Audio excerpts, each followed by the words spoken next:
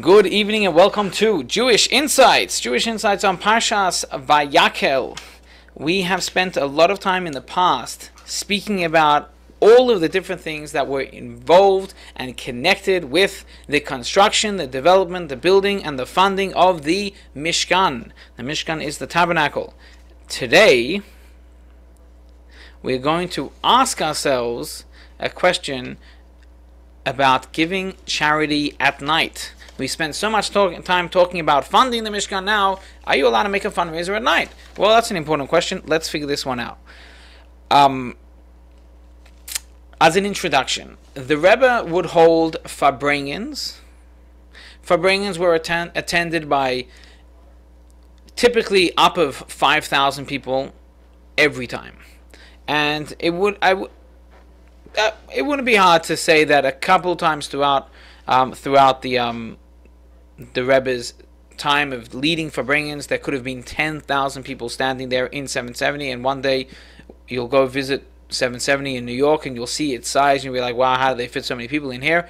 And the answer remains a secret. I don't know. But what I do know is that at the end of the Fundraisings, the Rebbe would distribute dollars to people who would then pass it on to others at the event, and then they would be charged with a mission to give it to charity. So in effect, the Rebbe was giving out money for others to do a mitzvah with. Okay, effectively, years, like not years later, but the Rebbe became famous between 1986 until 1992 when it stopped. The Rebbe was famous for holding weekly Sunday dollars. Sunday dollars was the whole Sunday afternoon from like whatever, late morning all the way till the line was done. People would, and this we're talking about 6-7 hours at a time, easy. People would line up, and this was your moment to get a second in front of the Rebbe. If you had a question, you could ask it then. If you wanted to be in the Rebbe's presence, this was a perfect experience to get there. And it was based around the Rebbe giving $1 to the person walking past, and the person walking past was then charged with the mission to give that $1 to tzedakah.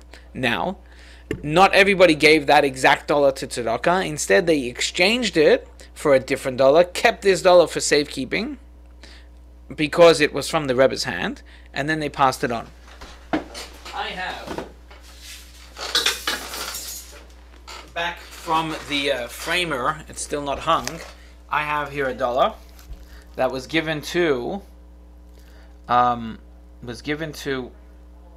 my mother, and she gave it to me as a wedding present, and we framed it in this thing with a picture of the Rebbe, etc. Okay, so there you go. So that's one of those dollars right there. Okay, now why am I telling you this? Because the Sunday dollars was normal, was normalized, but the after Fundraising dollars, now there's something about that. And that's the topic of tonight's conversation. At one Fundraising, the Rebbe said, how can it be that I'm giving out tzedakah money, handling tzedakah money at night, giving people this opportunity? What's the issue? We'll talk about it. And that's an introduction to where we're going right now. So please, let's get Rabbi Shmuel, can you read for us, please, the first comment? Don't spend money after Shabbat. Yes. Rabbi Yehuda the Chassid writes in his will that one should not distribute money on Motzei Shabbat, the evening following Shabbat. There is also a well-known story told over by my father-in-law, the previous Rebbe, that his father, Rabbi Shalom Dovder, the fifth Rebbe, instructed his wife not to ask for money for the expenses of the home on Motzei Shabbat, but rather to do so either before Shabbat or on Sunday. Okay, awesome. So you would have noticed in this first piece, the Rebbe refers to Rabbi Yehuda the Chassid. And Rabbi Yehuda Chassid writes in his will. Okay, so this is the mention of the will in the topic, in the subtitle. This is where it begins and ends. Okay, but here it is. Rabbi Yehuda Chassid was one of the greatest masters of the esoteric part of Torah in the 12th and 13th centuries. And he was a famed Jewish leader. In addition to his famous books which he wrote, he also wrote a famous will. This will is called Tzavas Rabbi Yehuda HaChassid, or in English, it's called the will of Rabbi Yehuda the Chassid. Okay. Now, by the way, writing wills and leaving intense amounts of information in the will is a normal thing for prolific Jewish writers. And I've got a list here of famous Jews who wrote last wills and testaments that had a lot of information in them. One of them was a fellow called Rebbe Eliezer ben Rebbe Yitzchak from Worms, Germany. Another one was the Rosh, who wrote, who was one of the leading rabbis in Spain in the same era, 12th, 13th century. Then another one is the Torah. The Torah is the author of the 14th century legal code, and the Shalah, who wrote, his name was Rabbi Isaiah Halevi Horowitz. Okay, and many, many more people did it. However, this will, authored by Rabbi Yehuda HaChassid, is like the most famous. So famous that parts of it have been incorporated into Jewish law. So famous that you'll be familiar with some of the things that it says in the will. So let's try this. Have you ever heard about a person, let's say their name is Yaakov, shouldn't marry someone whose father's name is Yaakov? A person shouldn't marry someone whose parents have the same name as him. Have you ever heard of that idea? Okay. Classic Jewish idea, very typical. I'll tell you that my cousin, his name is Mendy. He's named after the Rebbe. He has like 8 girls or something. Now go try find a Chabad guy that doesn't have the name Mendy. It's I'm the anomaly. They're all Mendys. Okay, the joke is that we call them. In fact, here's the bigger joke. We send out the student rabbis to do visits during Hanukkah and before Pesach and during the summer. So this past Hanukkah, I was in Macon socializing at the public menorah lighting, and a bunch of ladies said to me, we really like the Rabbi Mendel that came to visit. As it happens, both rabbis this year, in fact, there were 3 of them. They went in 2 different groups, but 3 rabbis, each of them, their first name was Mendel. So I said to the lady, which one was Mendel? So she describes to me what he looks like. The other lady who was standing next to her, who was visited on a different night by a different Mendel, says, but that wasn't the Rabbi Mendel I met. They had all met different people. Okay, so there you go. Okay, fine. That's a complete digression from the topic at hand. Yes. A TV show, or an old TV show, where this guy has 2 brothers, and he introduces them as my brother Daryl and my other brother Daryl. Okay, there you go. Look at that. Rabbi Mendel and my other Rabbi Mendel. Exactly. This is trouble. This is real trouble. Okay, here's another idea. Maybe you know this one. Okay, I don't know. They say, don't bury rivals next to each other. You ever heard of that? No? To me, it sounded like common sense, but clearly it's common sense post knowing this piece of information. Don't leave a grave open. Also kind of common sense. But another piece of don't ask someone to be a sandik. A sandik is the person who holds the child during the circumcision. So don't get the same sandik in the same family more than once. Okay? And there are many more. There are many, many more. Amongst all of these things, amongst all of the things that Rabbi Yehuda HaChassid wrote, one of the instructions that he has in his will is don't give charity at night. Okay, so next time a charity collector turns up at your house at night, you tell him, sorry, I'm very religious. Rabbi Yehuda HaChassid said not to give charity at night. I'm out. I'm not available right now. Come back in the morning. They never come back. Don't worry about it. Okay, so with such an introduction, now let's read Avoiding Charity at Night. And this is a review of the comment I said. Off you go. Let's pick someone. Alan, please.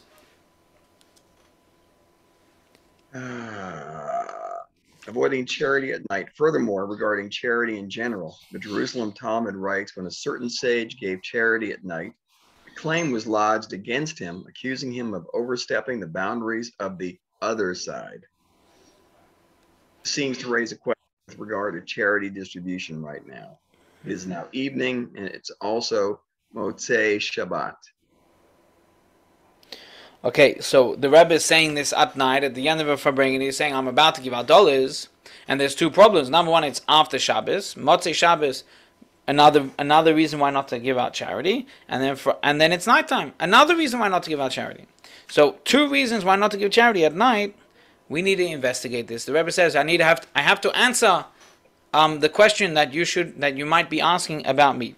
And source number one tells us this is from the Jerusalem Talmud, and this introduces reviews of explains or brings a source for the previous comment that Alan just read of not giving charity at night, and what would be the issue with that. So let's ask Juan, can you read for us source number one, please?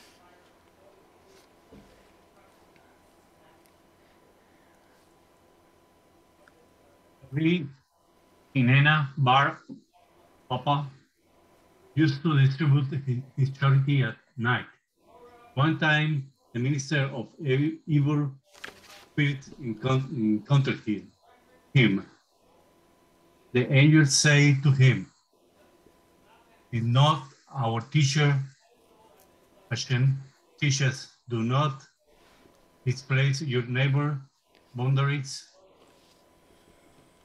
Rabbi Hinena replied, "But is it not written, a gift in secret appeases anger? Don't we have to give at night so the recipient doesn't know the gifter?" The angel feared Rabbi Hinena and fled. Okay, so this, thank you, Juan. Let's see if the next comment explains what we just read. No, it doesn't. The next comment doesn't explain it all. What we just read, in the English with the fill-in comments over there, allows us to understand just a little the idea that Rabbi Chanina Bar Papa would specifically give his charity at night. Why? He wanted to protect the identity of the people who are having to receive. They were proud. They didn't want to have to receive, and so they were embarrassed to go get. But if he did it at night when it's dark outside, no one can identify another person, so then no one would know that Yankel is receiving a gift. So an angel one day comes over to him and says, there's a verse that says that you can't do what you're doing. What's the verse? The verse is, Lo isasig gvul vayayecha, do not displace your neighbor's boundaries. The boundary of nighttime belongs to the sinister side, the evil side, the demonic side. By the way, this is the demon mentioned in the subtitle. At this point, Rabbi Chinina says back, my answer to you is Matam b'seisa yichbe af. From Proverbs 21:14, it says, a gift in secret appeases anger. So he said, I'm safe to give tzedakah at night because I'm doing it secretly, which means that it's going to appease any anger, which means I'm not going to be under the dominion of anything evil happening to me. That is at least the way I understood source 1. If you disagree with that, you're invited to share your view. But moving to source 2, source 2 tells us that the famous Arizal would give charity to the collector during the morning and afternoon prayers, but not during the evening prayers. So here you go, yet another source fortifying and explaining and teaching us not to give tzedakah at nighttime. Okay, if you are worried about this, let me know. Let's go to the next piece of the Rebbe's Sicha, and let's get Reb Shmuel. Can you read it again for us? Most fundraisers are after Shabbos. The answer: it is customary in many locales, and especially in the United States, that when fundraising meetings are held, they are for the most part held together with a Malava Malka, the customary feast of Motzei Shabbat. These are charitable fundraisers held by institutions whose leadership know about the teaching in the Jerusalem Talmud and the will of Rabbi Yehuda the Chassid. In other words, this is an issue that has already been widely dealt with. Okay, thank you, Reb Shmuel. So, it's an interesting paragraph. An interesting paragraph that I'm getting faces for. Here's the idea. Number one, what's a malava malka? Malava malka is the meal that you hold after Shabbos because we don't want to let go. We don't want to let go of Shabbos, so we keep the vibes of Shabbos after Shabbos by having a malava malka. Translates as escorting the queen. The queen of Shabbos came, and with this meal after Shabbos, we escort her away. That's the idea of the malava malka. But what's this thing about charitable fundraisers on Motzei Shabbos after Shabbos? Well, when you will go to visit places like Borough Park or Williamsburg or Lakewood or other centers of Jewish life, you will discover that Saturday night is a convenient night for people to stage fundraising dinners. And at the end of the Sikha, the Rebbe tells us why. Because people aren't going anywhere. On Sunday, you don't have to go to work. So you can stay out late and you can experience the entire event without having to leave, and you might actually make a gift. But the bigger comment should not be ignored in this paragraph. The second paragraph says that they all know about the will, so how do they do it? As I read it, I thought to myself, what an important lesson. The Rebbe seems to be saying that when you encounter someone who looks like he knows what he's doing and seems to be doing something that doesn't fit, so you could go in multiple directions. One direction could be you could immediately protest. How dare you do something that doesn't make sense in my paradigm? Option two, when you meet someone who looks like they know what they're doing and they're doing something that seems not to fit, you say, what's the deal? Let's presume that you've got the right position. Perhaps you can explain this to me. And I think this is an important lesson for all of us, especially us young, hot-headed people. We should not run to judge, but rather ask and deliberate and discuss and attempt to discover. This brings us to section B, the mitzvah of the generation. And it's at this point that I raise a question for all of you to give us a guess on. Every person has their favorite mitzvah. Every time, every era has its favorite or most important mitzvah. What would you say is the most important mitzvah in 2022? Reb Shmuel.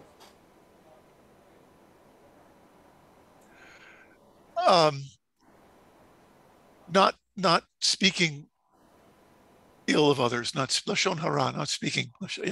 Yeah. Okay, I accept it. Alan, give us a guess.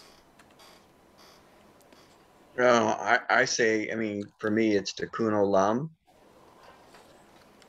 Tikkun Olam. Okay, I like it. And Juan, give us a guess. It's happiness. Happiness. Simcha. Each of these are fantastic mitzvahs. I love it. Okay, let's go. We're going to discover something that the Alter Rebbe teaches us what is the most important mitzvah of our generation. Get ready. Let's go. Alan, can you read for us, please? Charity in our generation. We can explain this matter by analyzing the following statement of the Alter Rebbe in Tanya. In these times when the approaching footsteps of Mashiach are close upon us, the principal service of God is the service of charity. The sages of blessed memory said Israel will be redeemed only through charity. Our sages of blessed memory did not say that the study of the Torah is equivalent to the performance of acts of loving kindness, except in their own days, for them, the principal area of divine service was the study of the Torah, which is why at that time they were great scholars. However, this is not the case in a time when the approaching footsteps of Mashiach are close upon us, and the Sukkah of David has fallen. Thank you, Alan. When the Alter Rebbe began his school of teaching, when he began his physical school, he had a test that the students had to go through. He had hazing. Do you want to know what the Alter Rebbe's version of hazing was? Get ready. It wasn't drinking beer or something, right? I know that. It wasn't drinking beer. So in those days, the greatest brains would get married to the wealthiest girls. Or say the other way around, the wealthiest father-in-law said, I'm going to get the smartest kid in school and make him my son-in-law. And I'll pay him. I'll pay whatever it takes to get him. And in fact, the arrangement was that the father-in-law would give a large amount of money, I don't know how much, and then the son-in-law would continue to live on his father-in-law's additional gifts as long as he wanted, and he would continue to study. Keeping in mind, by the way, people got married a little younger. People got married, I know of one famous person, Rabbi Hillel of Parich, who got married when he was 12. But people got married much younger, like 15. One of the Rebbeim got married when he was 15, if I recall correctly. This was the norm. So keeping in mind that, of course, people were independent younger. At the same time, they were more mature younger. And they lived a lot shorter. We're talking about, I don't know, mid-1800s. So one of the Alter Rebbe's demands for getting someone into his school was that one had to give away their entire dowry. Everything that they had been given by their father-in-law with which to live a comfortable life for the next X amount of years, they had to give it all away to help poor Jews who were farmers or other agricultural things or stuff like that. And they had to give it away, in effect, they had to give it away to tzedakah. So, fascinating. It's an amazing position that the Alter Rebbe was in, and some students didn't make it in because they couldn't handle that kind of hazing. And other students who made it in became impressive giants of humanity by virtue of having shown their devotion, I would call it.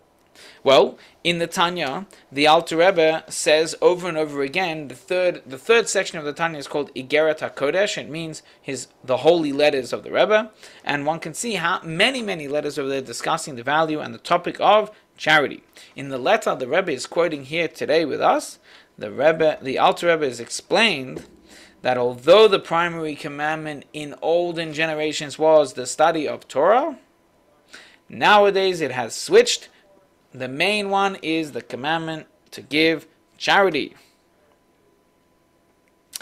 And so, my friends, you're going to turn around and say, hey, what does that mean?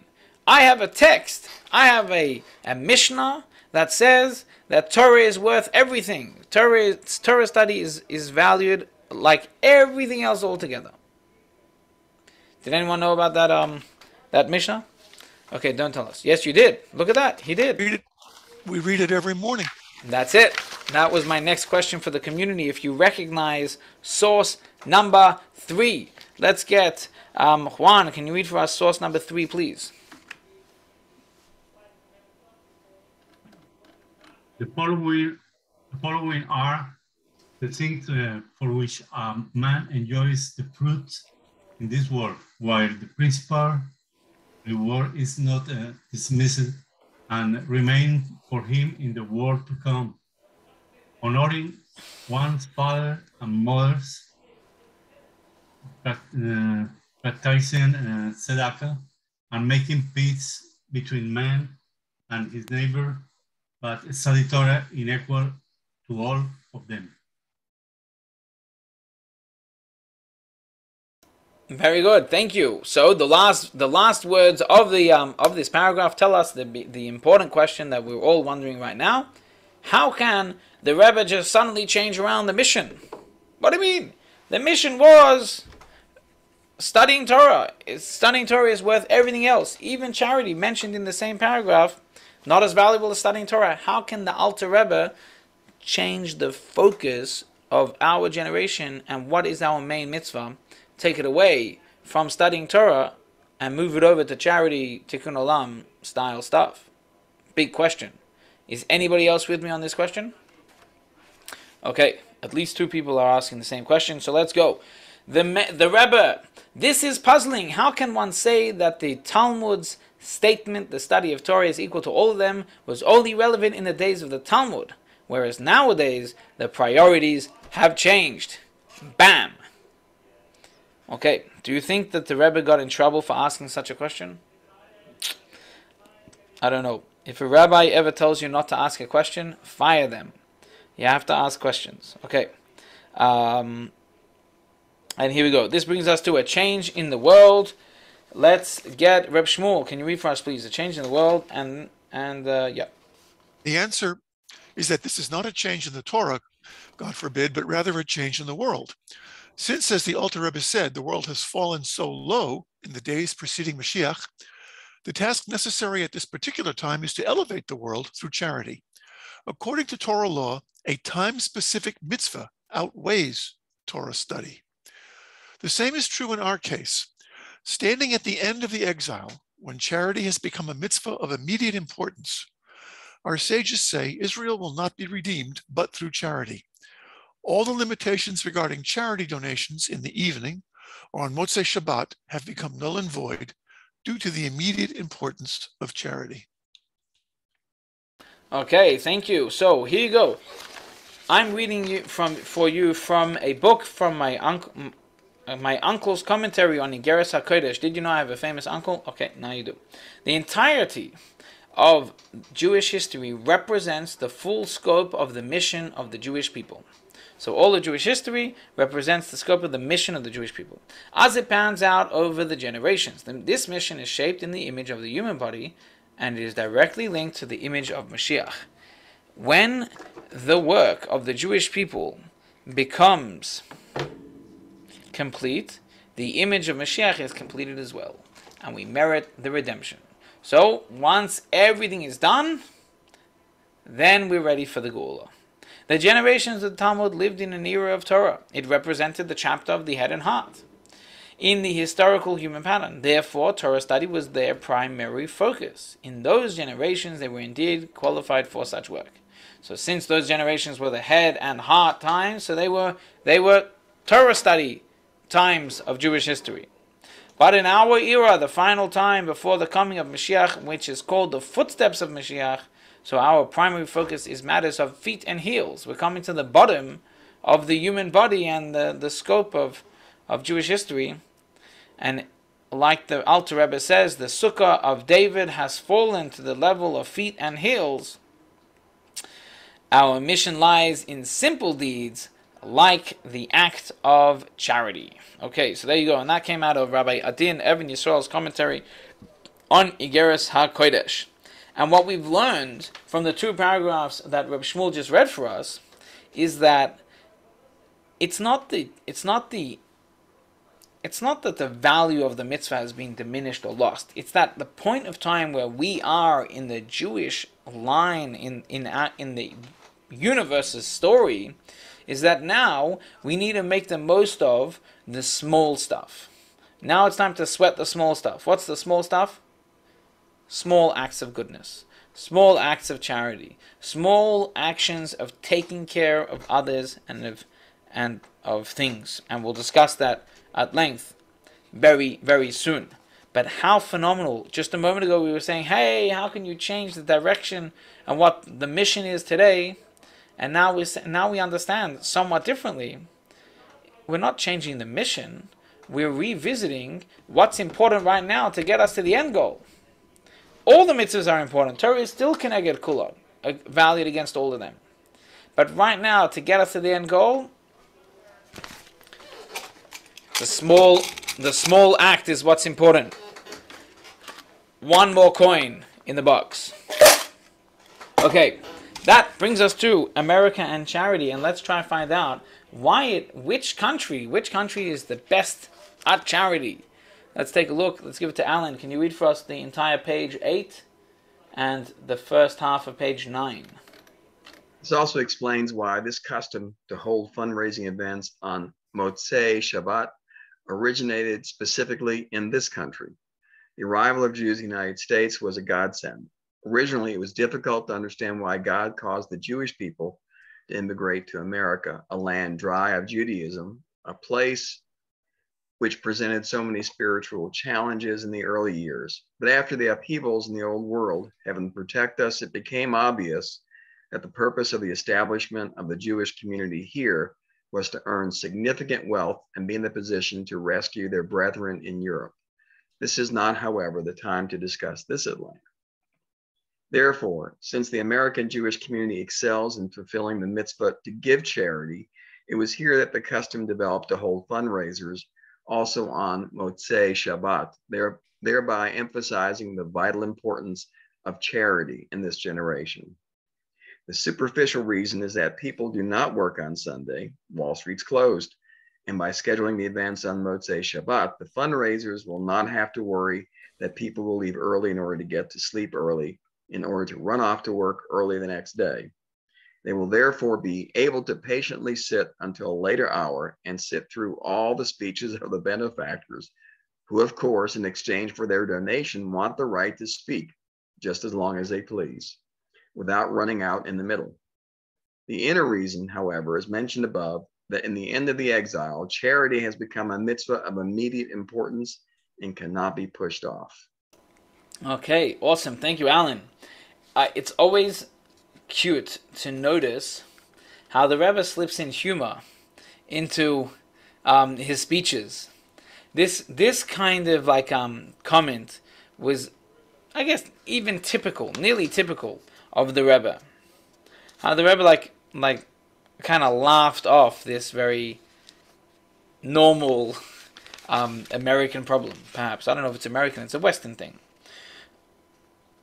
So in review of that message, the Rebbe is telling us that why did Jews leave Eastern Europe and come to America and go through all of the changes that Judaism went through to be in America? In order that they should achieve wealth, so that when it'll come the time when our brethren in other countries are in trouble, American Jewry will have wealth and pull and be able to make a difference. How phenomenal is that? And how relevant is it right now? As I was preparing this class, I thought there's no way that whoever prepared the curriculum knew what was going to happen earlier today. So that's fantastic right there. Look at that. It also brings to mind, we had recently a class in which we spoke about how Hashem always provides the solution before the issue.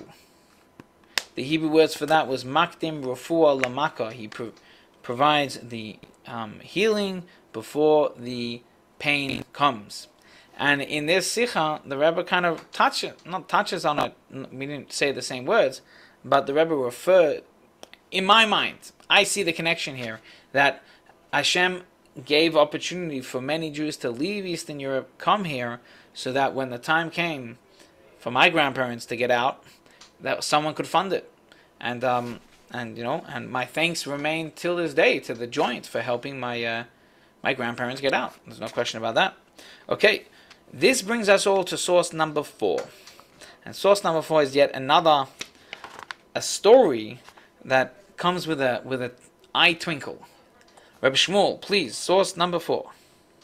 Once I was in the synagogue at night, and in a different talk, the Rebbe shared the following story about his own experience giving charity at night.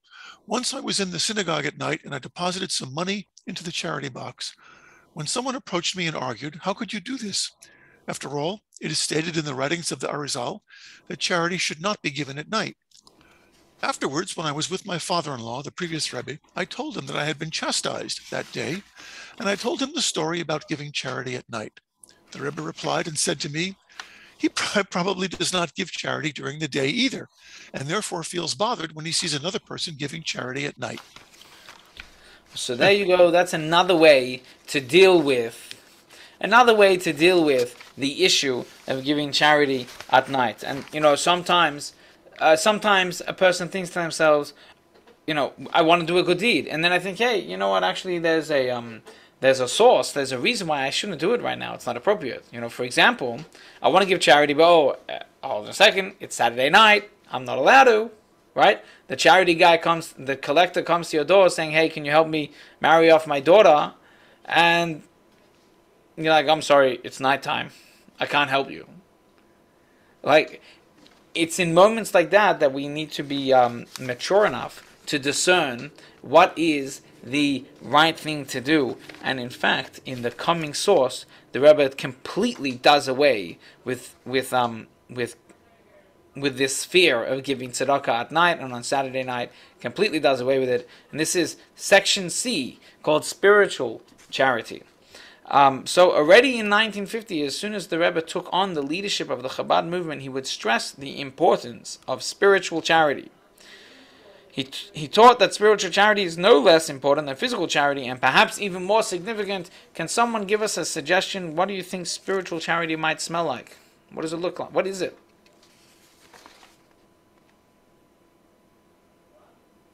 Doing with the Rosh Hashanahs for somebody, visiting the sick perhaps. I don't know if that's physical or spiritual, but giving of your time. Okay, good. So getting out there to help another person. To me, that feels more like a physical charity. Yeah. I'm a bit more literal than that. But in this coming quote, in this coming letter from the Rebbe, which you can find on the internet as well, and it's also here, we will discover not only a different idea of what spiritual charity is, but we'll also discover doing away. Pretty sure it's here. Okay, let's go take a look. The Rebbe, our sages, who are we going to get to read? Yaakov, do you have the source notes in front of you? I could pull them up. Okay, so then we will go with Alan. Please read for us the Rebbe. Our sages have taught that through giving charity to a needy person, one's prayer secures and draws down a good life, redemption and salvation, livelihood and sustenance. Now the human being, like all created beings, and including even sublime angels, has a body and a soul. Just as a person can be poor in body and in the needs of the body, so too a person can be poor in soul and the needs of the soul. Therefore, with regard to charity, there is material charity and spiritual charity. As our sages teach in Tana Devei Eliyahu Rabbah, section 27, how does one fulfill the obligation of the verse in Isaiah 58:7? When you see the naked, clothe him. If you see a man who has no words of Torah, bring him into your house, teach him Shema and prayer, teach him and encourage him to observe the commandments. Just as each man and woman among us asked to be inscribed and sealed for a good year, materially and spiritually, so should each one of us exert himself in extending both material charity and spiritual charity, particularly in the days of Elul and Tishrei. Keep going. Go for it. Go for it. And as we stand during these days before the King of Kings, the Holy One, blessed be He, each man and woman among us will have in hand a large account, large in proportion to his ability, of acts of charity that he has undertaken to save the pauper in body, and acts of charity that he has undertaken to save the pauper in soul. Just as with material charity, even a person who is materially poor is under an obligation, for there is no poor man who cannot find a way to help a fellow pauper. So too with spiritual charity, even a person who is spiritually poor has an obligation to give, for there is no Jewish man or woman who cannot influence the sons and daughters of the Jewish people and bring them nearer to the fear of heaven and to the Torah and its mitzvahs. Excellent, thank you. Let's go back to the second paragraph of what we just read. Closer to the bottom, there's the verse from Isaiah. When I read this the first time, I needed to go back and try to figure it out. So just go back to that verse, and you see, when you see the naked, clothe him. That's the verse. That's the quote. And the Tana Devei Eliyahu teaches us how do you fulfill this. This verse of when you see the naked, clothe him, which sounds like if you see a person and he doesn't have clothes, give him clothes, right? That's the simple one, right? But they want to say, spiritually, how are you going to fulfill this? If you see a man who has no words of Torah, bring him into your house and teach him the Shema and the prayers. Teach him and encourage him to observe the commandments. That is how you do spiritual charity. If you know Aleph, go ahead and teach Aleph. If you know one thing about Judaism and you meet someone who doesn't know that, Teach them.